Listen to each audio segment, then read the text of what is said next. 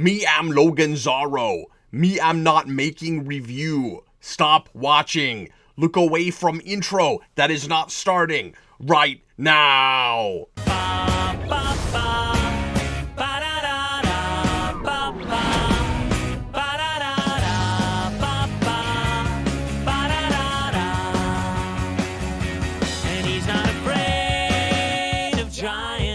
The following is an in-depth story analysis and retrospective. If you haven't seen this film, you might want to before watching this review.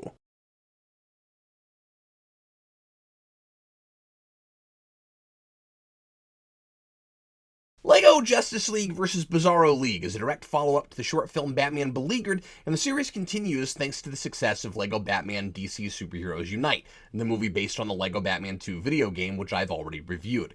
Though it doesn't seem to be in that continuity, I don't remember Batman being so suspicious of Superman because he's an alien in that one.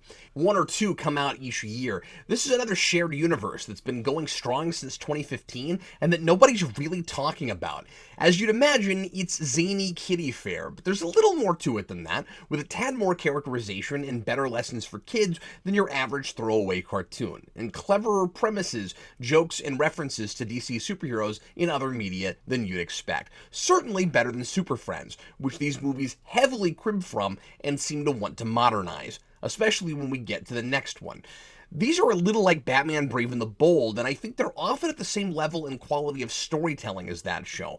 Brave and the Bold was supposed to be what kids thought they were watching when they saw 60s Batman. This is like what kids thought they were watching when they saw Super Friends, except made to look and plotted like stories they might have physically plotted themselves with their Legos. This movie is still working out some of the kinks from the LEGO Batman 2 adaptation movie, inching farther away from silly romp without much story substance to a bona fide satire of serious modern superhero fiction, wrapped in a harmless kid-friendly package, still filled with plenty of fun action and pratfalls and big plastic set pieces kids would love to build themselves that hopefully ignites their imagination for the next time they get their toys out. This movie starts the trend of including a minifig with the deluxe physical release, which is a great marketing strategy and something collectors and kids both appreciate. It's usually a relatively obscure character that hasn't had a minifig before or would be a harder one to find. This one comes with Bat-Zorro. LEGO has done a great job of branching out in other media without forgetting the cornerstone, or should I say brick, of their brand. It's all about the blocks, the toys, and the infinite ways they can be played with. Yes, LEGO has licensed dozens of brands and tried to be ubiquitous with as many popular IPs as it can, but somehow hasn't developed a reputation for selling out. I think because, for the most part, it's managed to keep up its quality control and it hasn't lost its identity. It's retained the core values of its product, no matter what other kind of product it's combined with: imaginative play, individuality, and endless customization. You can do what the instructions tell you to, or you can build whatever you want to. There's an incredible level of consistency from product to product. This movie doesn't forget it's in the LEGO world. At the beginning, when Bizarro blows up a bunch of cars, a woman complains because of how long it took her to assemble hers. Giganta refers to people as minifigs. And this is my favorite. Lex has building instructions on how to kill Superman. And the whole story feels like a thing you'd only come up with if you were playing with building blocks. Darkseid wants to use radioactive rocks on Bizarro World to build an ultimate weapon, and the Justice League defeats him by overloading the ship's system with those rocks. Like the previous movie, but maybe even more so, it's not just a LEGO aesthetic, but a plot inspired by the product, which in turn helps to sell it. And I might find all that really cynical if each of these things couldn't be enjoyed in their own right. You don't have to have LEGO kits to play their video games, except with LEGO Dimensions, but if you were buying that, you knew that going in, and it also wasn't ultimately successful. And you don't have to buy their video games to enjoy their movies. And B, if the movies weren't entertaining and felt like nothing but toy commercials. If anything, it's a bummer that more of the characters, vehicles, and locations featured in these videos aren't available to buy in toy form. But as I said, this movie is still working out some kinks for this series. For starters, it's hard to even call it a movie because it's so short. I'm not reviewing Batman Beleaguered because it's a true short film, not even a half-hour long. But this was released like an animated feature, and those usually clock in shorter than your average live-action movie, somewhere between 70 and 80 minutes. This one is just 48 minutes long. It's the length of a two-part animated pilot, and it watches like a pilot more than a standalone film.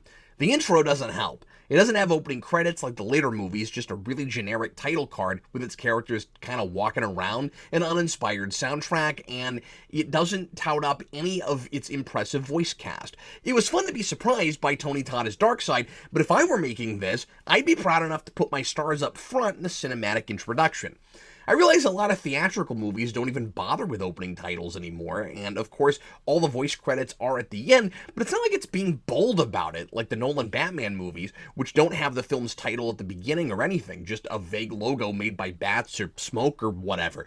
This one is very TV, which is fine. I suspect the runtime might have been decided by its rerun value on television, but these start treating themselves more like films later. So this thing just really stands out as the one that kind of looks like it's not sure if it's a TV show or a movie. And that makes things a little awkward for my purposes, because I usually wouldn't call something this short a movie or have to even review it here, but since it spawned a whole series of actual feature-length videos, and because none of the others are this short, I kind of have to do it all by itself. And this movie skews a little younger even than the others. There are some nice references here if you're a DC fan, and this plants the seed for satire that really grows in the next one. But if you skip it and go on to LEGO Justice League Attack of the Legion of Doom, which is wonderfully clever and takes some great shots at the overly self-serious and dark direction DC went with New 52 and was headed in their movies, you're not missing too much. Yeah, that's a good way to get someone to finish watching a review. You're not missing anything. Move on to the next one. Ah, well, up to you. It's short, but I still got some stuff to say. While these are all built on each other a little, and there are references here and there to things that have come before, you're not going to be lost later if you don't watch this one. The only thing of note that happens for ongoing character progression is that Batman comes to trust Superman, at least enough that he's not constantly assuming Superman is the villain behind every evil scheme, and not whipping out kryptonite whenever the trouble alert sounds, which is hilarious, by the way. There's nothing here about any of the other Justice League or Darkseid or the Bizarros that really informs later movies. It's just a fun romp with a message about not judging a book by its cover and giving people the benefit of the doubt. It's a lot like an early episode of the 2012 Ninja Turtles series, and there's fighting, there's colorful action, there's solid 3D animation spectacle, and there's an obligatory character arc for a member of the team that delivers a decent moral for the younger audience. It's the 80s Saturday morning cartoon formula, except more character-driven and a little less ham-fisted than most of those. Like so many Versus titles, this one is misleading and inappropriate because the Justice League hardly fights the Bizarro League, and they're not even the bad guys. They're just mentally handicapped doppelgangers of our heroes who didn't ask to be born, are suddenly brought into existence by Lex's opposite ray, and just want to be heroes like their counterparts. They're like the Packlids in Star Trek, except without the malice. Ironic, considering they look like the main threat on the box. This seems to happen more often than not, though a lot of examples happen after this movie. Batman v Superman, yeah, they're at odds most of the movie, but then they fight for 3 minutes and suddenly they're best friends. Batman versus Ninja Turtles, for like a second, and then they're friends the rest of the movie. At least the Justice League is mind-controlled to fight the Teen Titans in Justice League versus Teen Titans. That really is actually a versus movie, even if one side has to be incapacitated to contrive the situation. And the next one doesn't have versus in the title, but it actually could have. It could have been Justice League versus the Legion of Doom. They fight the Legion of Doom. The whole movie. Usually those titles are accurate when the team or character on the other side is, an actual bad guy. But then that's what's kind of weird about this one. The Bizarros are usually bad guys. You wouldn't expect this to immediately turn into a team-up movie with the other characters in the title.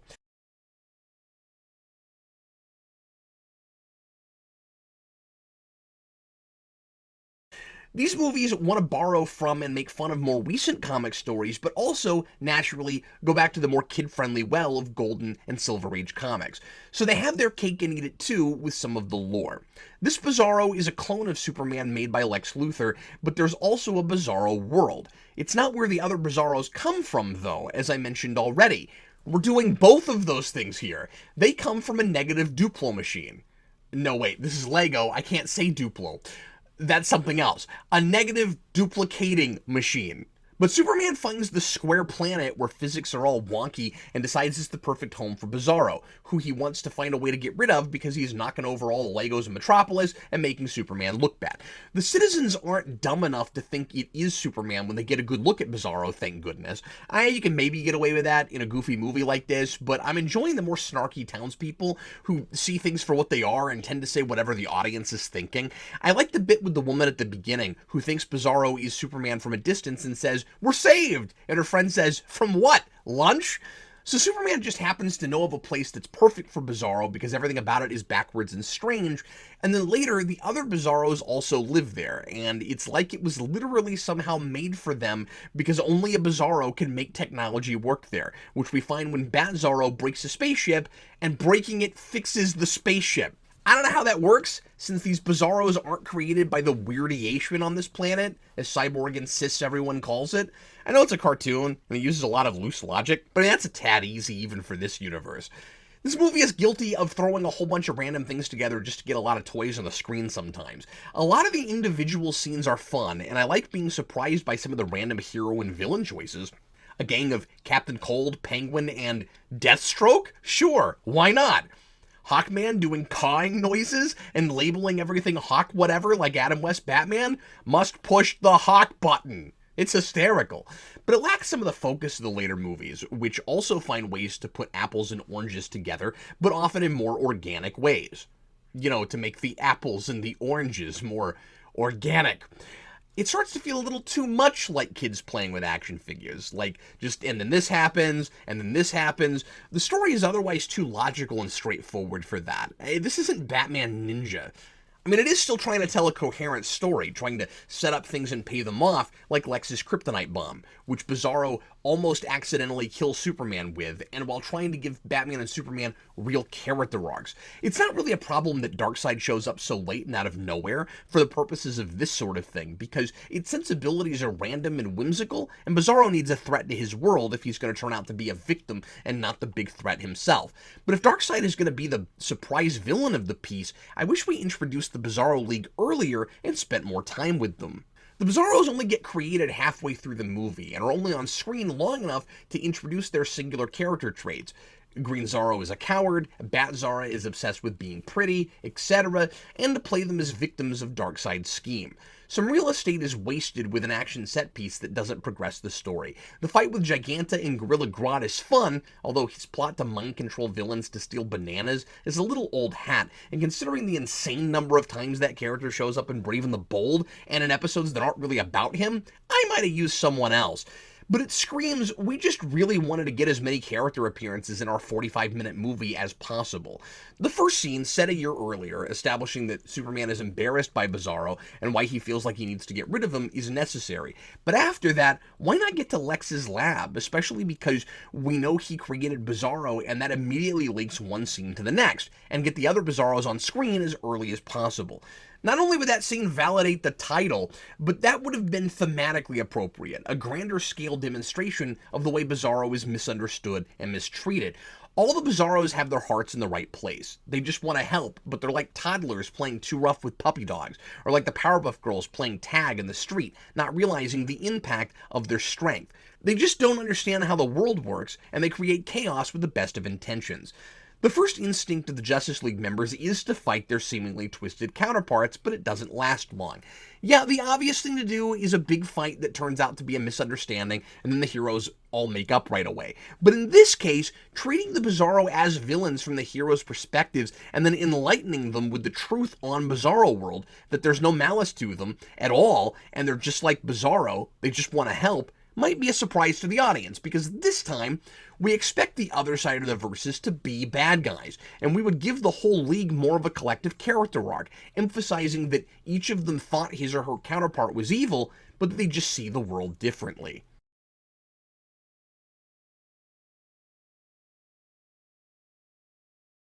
As it is, the story is really only about Superman and Batman, with Bizarro as the catalyst for Superman's character arc. The other Bizarros are just here to make the other Justice League members seem more integral to the story, since they're their opposites. But this just as easily could have been a story that only featured Batman, Superman, Bizarro, and Darkseid. I'm not rewriting it. Take away everyone else and it's the exact same story. The other League members are mostly there to make wisecracks, do pratfalls, like Cyborg constantly losing his limbs on Bizarro World, and to fight other superfluous characters in the big city with Giganta and Gorilla Grodd's gang. The only thing that connects that scene to the rest of the movie, besides the fact that the League happens upon this pandemonium as they're investigating Bizarro's sudden reappearance, is the parallel to the situation Superman contrives on Bizarro World, when he creates a Daily Planet building out of the weird rocks there and a citizen for Bizarro to save as the globe drops. The exact situation happens with the real Daily Planet, complete with a citizen in the same spot who almost gets crushed, and that's fun. But this story could have easily been another 20 to 25 minutes short, like Batman Beleaguered. It's conspicuously padded and still a lot shorter than you'd expect for a standalone home video release, which is nuts since there's so many characters. This premise doesn't sound like a thing that would be difficult to naturally stretch to even 70 or 80 minutes, but most of its characters are there for one gag or just to look cool. I usually say when you have a big team, it's a good idea to focus on one or two characters, maybe give everyone else a cool moment or make them instrumental to the story somehow, but you don't have to give them all full-fledged character arcs. But this doesn't feel like a Justice League story at all. The other Leaguers get in the way because they don't get enough to do, except serve as the basis for new characters who also don't get enough to do. Some of the later movies like Lego Flash and Lego Aquaman get smart about that, and while the Justice League is still there, they title the film with the protagonist of the story. Some of them are well conceived and neat surprises. I like that someone even thought to put Guy Gardner here, and I like that his self-absorption is demonstrated by his creating a giant version of himself with his ring, and I like his mirror counterpart, Green Zorro, so scared of everything that the only construct he can make is a teddy bear, and when he's finally inspired enough by Guy to do something brave and useful, it's to create a giant as well, but of his security teddy bear. But then you have Cyborg, who's just there to be exactly the same character he is in Teen Titans Go, say things that usually aren't very funny, be intentionally annoying, and geek out about doing superhero stuff. I've been more won over by Cyborg as a Justice League member in recent years, oddly, somewhat because I like the argument for it in the live-action Justice League movie, one of the few things that I think really works there. But here he's once again lame comic relief.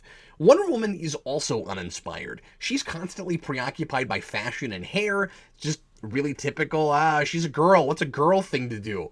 It's not Super Buddies bad, but it's not great. And she bickers with Guy Gardner like American Maid bickers with Deflator Mouse, except with fewer clever volleys and none of the romantic tension. I mean, I get it, these are minifigs, but wouldn't that make the romantic tension that much funnier? I think a lot more fun could have been had with the other Bizarros, but if the movie was more interested in Batman and Superman, like in Lego Batman 2, which doesn't use the other Leaguers until toward the end, and they're not essential to the story, why not just tell a story about them and their Bizarro counterparts, with parallel character arcs about how each deals with his counterpart? Superman is embarrassed by Bizarro and worried about how he's tarnishing his reputation. How does Batman feel about Bat-Zorro, world's worst detective? And what is Bizarro and Bat-Zorro's relationship like compared to Superman's and Batman's? Maybe they get along great, since everything about them is opposite, like in Star Trek's Mirror Universe. Or maybe they butt heads like Batman and Superman. And our two heroes could learn something about themselves from how they each handle their counterparts. Or maybe they're paired up with each other's doppelgangers, Superman with Bat-Zorro and Batman with Bizarro, and they learn something about each other by looking at simpler versions with the same basic motivations. There are a lot of interesting ways you could have taken that story. And side note, it's weird that each of the other Bizarros have names directly related to his counterpart, while Bizarro's name has nothing to do with Superman. I guess Bizarra is that way too, but maybe there's no other way to name them. It makes you wonder, though, at least in this world, why Bizarro doesn't call himself Super Zorro or something. I guess it's like Waluigi. You want to sound consistent, so it's got to be Wa something. Like after Bizarro, everything's got to be something Zorro. So would a Bizarro version of Zorro be Zorro Zorro? Superman and Batman, as it stands, do sort of have paralleling character arcs, again, about learning not to judge people based on preconceived notions. Superman has to learn that Bizarro could be a hero under the right circumstances, and Batman has to learn that Superman already is a hero, and his suspicions are unfounded. They don't have squarely the exact same lesson to learn, and I like that because they have different hang-ups. But I might have appreciated it more if Batman had a concrete theory about what Superman's plot regarding Bizarro was, like if he thought Superman created Bizarro and pinned it on Lex, or stole it from Lex. It feels a little tacked on, but I appreciate the attempt at an ongoing continuity and allowing these LEGO characters to change and grow to some degree. Batman's arc is simple, funny, and paint by number. He's not the narcissistic, borderline sociopath of the LEGO Batman movie. I broke down the differences between the two versions when I reviewed LEGO Batman, the movie. This guy is a real hero who isn't just out for himself, but he does have trust issues, and a different sort of disturbed psychology, one closer to a classic comic book Batman. If the LEGO Batman movie version is Frank Miller's All-Star Batman, this one is Bruce Timm's Justice League version. The arc in this movie is as follows. He doesn't trust Superman, Superman proves he's on his side at the end, then Batman trusts Superman, at least to a point. Batman is my favorite thing in this movie because it's where that comic satire starts to develop.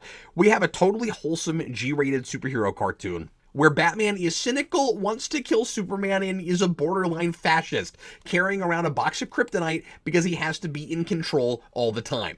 Even when he concedes that Superman isn't his enemy at the end, he doesn't say, "Golly gee, Superman, you're my bestest friend," like Affleck's Batman would a year from now. It's kind of surreal reviewing stuff like this made before BVS in a post-BVS world now. Superman asks Batman if he's going to get rid of the kryptonite, and he tells him not to get crazy. The implications of Batman's behavior are scary, but in this context, it's hilarious, and plays as parody, even while there's a decent enough story being told here. Somehow it doesn't feel any less kid-friendly or lighthearted, and I think that's because Batman doesn't actually try to kill Superman, even though he likes the way Lex is thinking when he sees his 5-step how to kill Superman instruction manual. Step 5, by the way, is Superman's tombstone. And because Batman, at least to a degree, sees the error of his ways at the end, apologizes, and good prevails. It's like a kid reading a modern Batman comic, incorporating it into his story, and through the innocent prism of a child. Superman's values win out because he's the traditional beacon of hope everyone is supposed to aspire to. I like that he's not totally perfect either, but everyone is oblivious to that. Sometimes we can see Superman looking insecure or compensating for a flaw when no one else can, which is a great parody of the stalwart, can-do-no-wrong Golden Age Superman. It's funny because it's hard for him to keep it up. Deep down, he's just a guy. He can be jealous, he can be irritable, he's got responsibilities he doesn't want to have to deal with, but he can't let anyone see that. So sometimes we see he's kind of full of it and trying not to buckle under the pressure.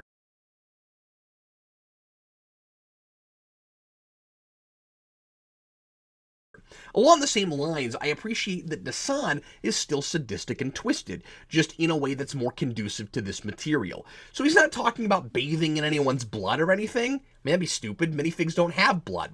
But he does get excited when he thinks the heroes have been squashed and he can use them for jelly.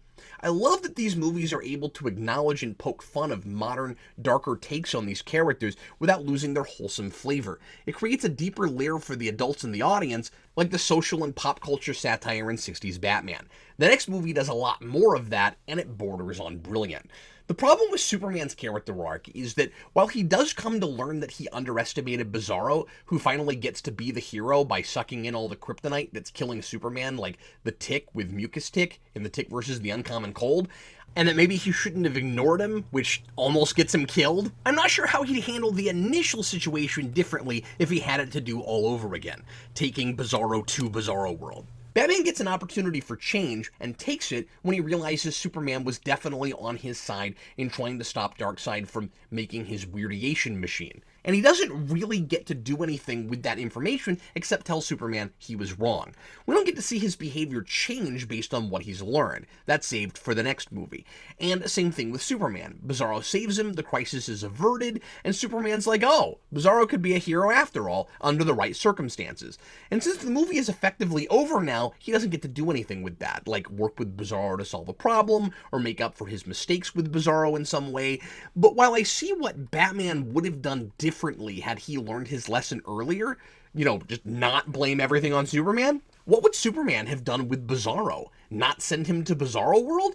Bizarro is right about Superman's motivations, that he's embarrassed by Bizarro, so he sent him away, but it wasn't all selfish. That's part of it, but more of it is that Bizarro was blowing up people's cars and putting them in danger. He attacked playground equipment with children on it because he thought it was a monster. There's no anger there, just a desire to distance himself from Bizarro and make him as happy as possible. There's a running gag where people call Bizarro his twin, and Superman doesn't like that. Even at the end, when he agrees that he and Bizarro are brothers, Superman says, yes, they're twins, but fraternal ones. Sure, what Superman does with Bizarro looks patronizing, but the guy isn't all there. How else would you talk to him? So even though he does find a clever way to get rid of the kryptonite at the end, it wouldn't have been appropriate for Superman to treat him like everyone else, because he really was dangerous. Maybe he should have gone there and checked on him occasionally. He certainly could have been a better friend, or a better brother, as he puts it at the end. But he was certainly too much of a liability to leave on Earth. And he really does look at everything in a simple, one-dimensional way. The movie acts like it was wrong of Superman to send Bizarro away, when Bizarro says, my only friends were rocks, and you sent me here because you embarrassed by Bizarro. It looks like he's shirking responsibility, taking the easy way out, but is the film implying Bizarro could become more well-adjusted? We don't see any evidence of that. Plus, the Q planet is the perfect place for Bizarro. He stays there at the end because he likes it, and if Superman hadn't sent him there wouldn't be anywhere for he and his newfound friends to live. Not to mention that there would have been no opposition to Darkseid's plot, and he would have had a devastating weapon with impossible physical properties. So if I'm Superman, I would do all this the same way again. I'd just occasionally visit. Once he finds out there is a little more to Bizarro than meets the eye, which honestly seems too clever for Bizarro and watches out of character just to contrive this moment, Superman admits that now that he's seen some evidence, he was wrong. It's different from Batman, who had no reason to distrust Superman in the first place. A lot of the slapstick jokes and one-liners are standard fare and not laugh-out-loud funny, but I do like how quirky the movie gets by the end. Darkseid tests his weapon on the moon and it turns into a cube. Yes, it's time for another Tick reference. It's a lot like Chairface writing his name on the moon, and then later Omnipotus taking a bite out of it. There's something inherently funny to me about stories screwing around with the moon. I don't know why, maybe because it's a permanent fixture, so whatever you do to it, you're stuck with. But it doesn't necessarily actually affect anything besides aesthetics, assuming it's not such a drastic change as to mess up the tides. It's great in The Tick because those changes stick around and can be seen in other episodes. It's been a while since I watched any of the other movies in the series, so I don't think the moon remains a cube, but I'll look for it when we get to those. Hopefully I'm wrong, because I love that the moon is just left that way. The last thing I gotta mention isn't a problem just with this movie, but with a lot of Bizarro stories in general. It's all over this film though, so I thought I should bring it up. Superman and anyone else familiar with Bizarro always talk about him like he's constantly talking in backward speak, like he always means the opposite of what he says. But he only does that when it's a plot point or when Superman needs to comment on the fact that he's speaking in opposites. Most of the time, the Bizarros don't talk like that, and so everyone else should assume they mean the opposite when they don't. It's confusing, and I don't get it. When he goes after the octopus playground equipment, Bizarro says, Bizarro no like calamari. Does that mean he does like it? When Bizarro decides to try to save Superman, he says, Superman live. Everyone assumes he means Superman is dying, but he says, no, Superman live. But since he doesn't talk in opposites most of the time, I don't know why everyone assumes that's what he's doing. And sometimes one of the Bizarros will speak normally, and another will answer in backward speak. Before all the Bizarros go to the Cube planet, Green Zorro says, can we go? I scared. And Bizarro says, okay, let's stay. Again, it's not just this movie. This problem comes up a lot. Maybe the idea is supposed to be that Bizarro isn't consistent about anything, but it's often treated like it is, and you just have to ignore the places where he talks straight. Like the writers think there's some place it'll be just too confusing for the audience. But if backward speak is absolute, you train us to think the opposite of whatever he says, and then we're all on the same page. Why doesn't everyone do that? Ah well, at least it's consistent with other Bizarro stories in its inconsistency.